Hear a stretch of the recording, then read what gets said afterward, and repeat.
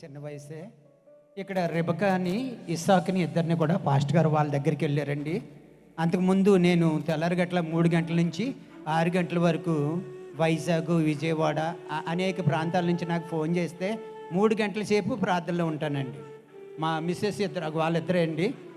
వాళ్ళ పాప కూడా నా దగ్గర తీసుకొచ్చి మగపిల్లడి కోసం, ముందు ఆడపిల్ల కదా, మగపిల్లడి కోసం నిలబడానమ్మా అని ప్రార్థన చేయించుకున్నారు. వాళ్ళు అన్నారు, మేము ఆ పాస్టర్ గారిని కలాలండి. వాళ్ళే చెప్పారు నాకు, పాస్టర్ గారు మీరు రండి, మీరు ప్రార్థన చేస్తే దేవుడు స్వస్థ వరం ఉంది కదా అన్నప్పటికీ ఆ పాస్టర్ గారు మీ దగ్గర తప్పనిసరిగా వస్తారన్నాను. నిజంగా వెళ్ళిపోయారండి ఆయన అక్కడికి. వాళ్ళు ఎవరో ఈ పాస్టర్ గారికి తెలియదు అసలు. ఒకసారి తప్పుడు కొట్టండి గట్టిగాని. సాధ్యమైనంత వరకు అది జరగని పని. దేవుడి ఆత్మ ఇక్కడ పరిశుద్ధాత్మ సంచరిస్తుందన్న దానికి కారణం ఇదే నిదర్శనండి.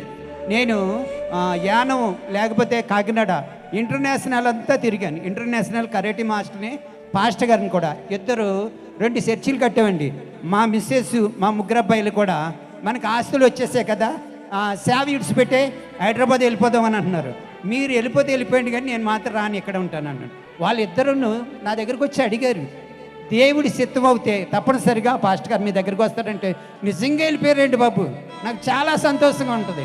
ఇలాంటి తమ్ముడు చెల్లి ఉంటే నెత్తి మీద పెట్టుకుని పూజించచ్చేమో అనిపిస్తుంది. ఎక్కడికి వెళ్ళినా